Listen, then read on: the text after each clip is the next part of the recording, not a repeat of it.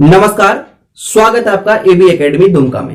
AB academy Dumka की YouTube channel में आपका बहुत बहुत स्वागत है। तो चलिए आज हम लोग ध्वनि के बारे में कुछ जानेंगे। ध्वनि के बारे में इंपॉर्टेंट चीजें जानेंगे कि किस माध्यम में ध्वनि की चाल कितनी रहेगी, किसे अपसर्प ध्वनि कहते हैं, किसे परासर्प ध्वनि कहते हैं और किसको श्रव्य ध्वनि कहते हैं। इसी के बारे में आज हम लोग चर्चा करेंगे। ध्वनि किस प्रकार का, ध्वनि का प्रकार कैसा, प्रकृति कैसा होता है, इसके बारे में चर्चा करेंगे अभी। चलिए ध्वनि जिसको हम लोग बोलते हैं साउंड, इसी को बोलते हैं साउंड। ठीक है, साउंड। तो साउंड जो है, सबसे पहले हम एक बात आप लोगों को बताना चाहेंगे कि ध्वनि क्या है। तो उसके जो ध्वनि एक कंपन है। ध्वनि क्या है? एक कंपन है। तो ये कंपन किसके बीच होती है? तो अणुओं के बीच होती है जो कंपन, उसी के कारण ध्वनि उत्पन्न होती है। अणुओं के बीच कंपन के कारण क्या उत्पन्न होती है? ध्वनि उत्पन्न होती है। अब ध्वनि के बारे में हम लोग चर्चा करेंगे। तो ध्वनि को तीन भागों में बांटा गया है। ध्वनि को कितने भागों में बांटा गया है? तीन भागों में बांटा गया। पहला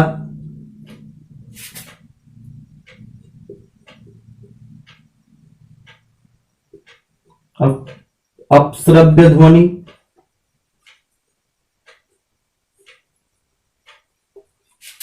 दूसरा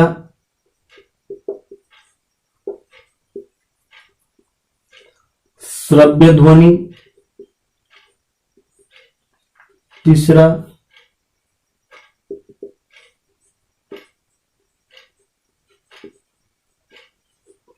पराश्रव्य ध्वनि। ठीक है, तो अपश्रव्य, श्रव्य और पराश्रव्य ध्वनि के तीन प्रकार हैं। तो सबसे पहले चर्चा करेंगे अपश्रव्य ध्वनि। अपश्रव्य ध्वनि मतलब जो आपको सुनाई नहीं देता है, जो आपको सुनाई नहीं देता है उसी को बोलते हैं अपश्रव्य ध्वनि। वो कितना हर्ट्ज होता है? तो इसको हम लोग जानते हैं, जो कोई भी ध्वनि अगर 20 हर्ट्ज से कम हो, 20 हर्ट्ज से कम हो तो उसको हम लोग अपश्रव्य ध्वनि कहते हैं। ये आपका कुत्ता, बिल्ली, ये लोग सुन सकता है। ठीक है, जैसे जानवर कुत्ता हो गया, बिल्ली हो गया, ये लोग अपश्रव्य ध्वनि को सुन सकते हैं, जिसका आवृत्ति कितना होगा? तो 20 हर्ट्ज से कम होगा। जिसकी आवृत्ति कितना होगा? 20 हर्ट्ज। एचजेड को हर्ट्ज बोलते हैं। तो 20 हर्ट्ज से कम होगी तो उसको हम लोग कहते हैं अपश्रव्य ध्वनि। क्या कहते हैं? तो अपश्रव्य ध्वनि कहते हैं।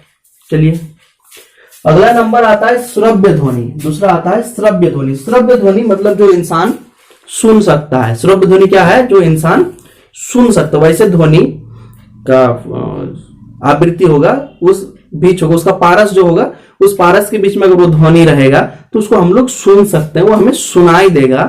तो उसी को बोलते हैं श्रव्य ध्वनि। जो ध्वनि हमें सुनाई देती है मनुष्य को, उसको श्रव्य ध्वनि कहते हैं। तो इसका कितना से कितना हर्ट्ज तक होता है? तो ये होता है, ये तो अपश्रव्य 20 हर्ट्ज से कम, से ये कम वाले हैं, और ये हो जाता है 20 हर्ट्ज से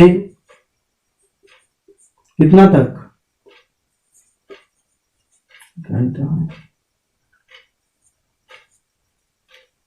20,000 हर्ट्ज।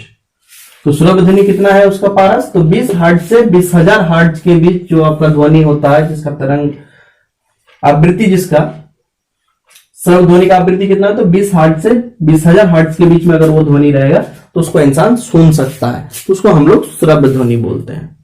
ठीक है, अब आता है हम लोग का पराश्रव्य ध्वनि। पराश्रव्य ध्वनि, पराश्रव्य ध्वनि ऐसा ध्वनि है जिसको हम लोग इंसान के द्वारा नहीं सुना जा सकता। पराश्रव्य ध्वनि क्या हो सकता है? इंसान के द्वारा नहीं सुना जा सकता, उसको पराश्रव्य ध्वनि कहते हैं। पराश्रव्य ध्वनि कितने हर्ट्ज से को कहा जाता है?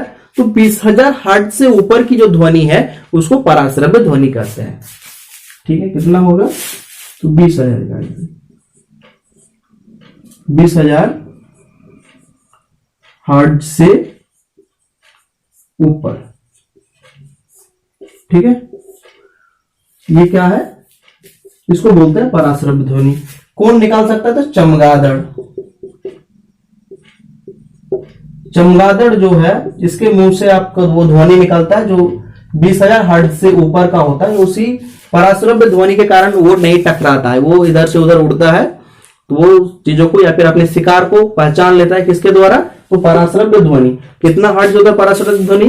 तो 20,000 हर्ट्ज से ऊपर की जो होती है उसको हम लोग पराश्रव्य ध्वनि कहते हैं, और पराश्रव्य ध्वनि चमगादड़ प्राकृतिक रूप से उत्पन्न करता है। तो इसको जल्दी से लिख लीजिए। इसके बाद हम लोग विभिन्न माध्यमों में ध्वनि की जो स्पीड है उसको देखेंगे।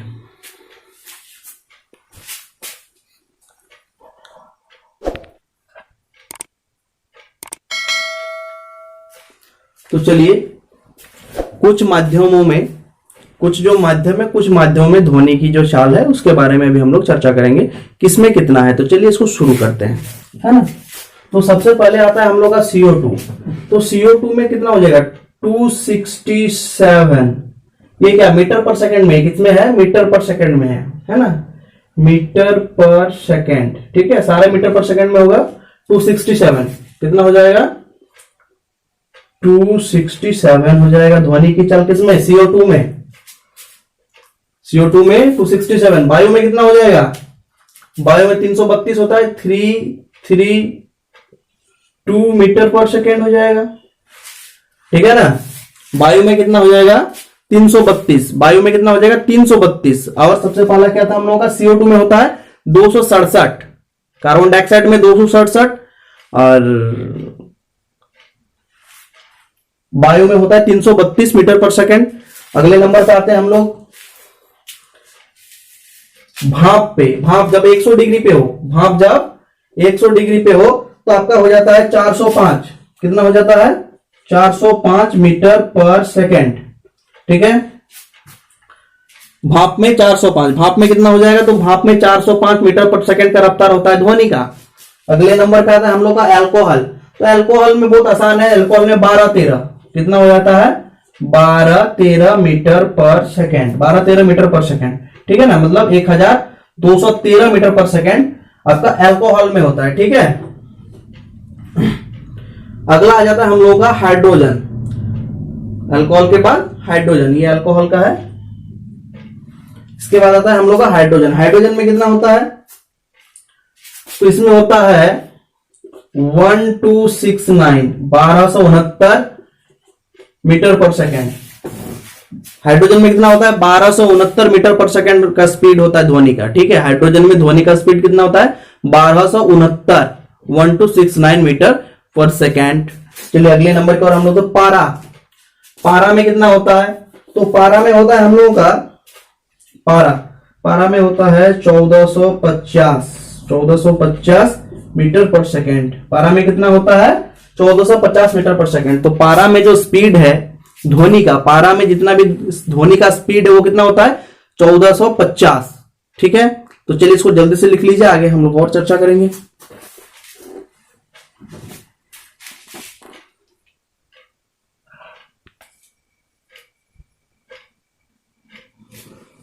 तो चलिए आगे कुछ है इनके बारे में चर्चा करना। आगे क्या क्या है हमारे, तो आगे है आपका जल, समुद्री जल, लोहा, कांच और एल्युमिनियम का स्पीड कितना होगा, ये माध्यम है। और इस माध्यम में ध्वनि की चाल कितनी होगी इसके बारे में भी हम लोग चर्चा करेंगे। तो सबसे पहला आता है हम लोगों का जल।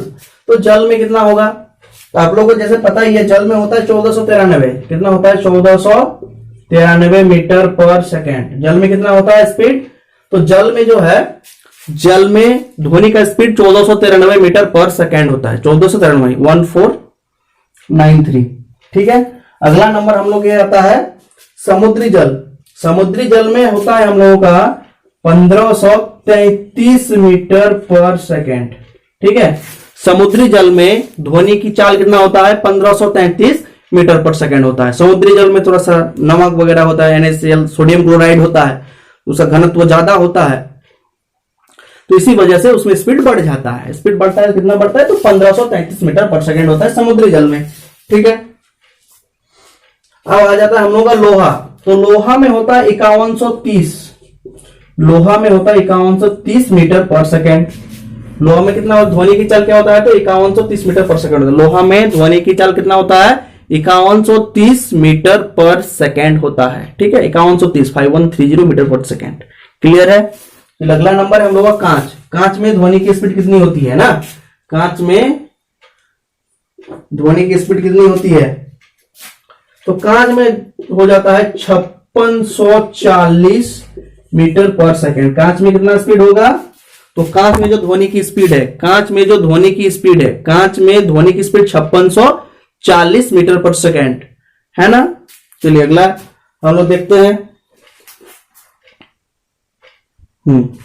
अगला है हम लोगों का एल्युमिनियम। एल्युमिनियम में कितना होता है, तो एल्युमिनियम हो जाएगा आपका एल्युमिनियम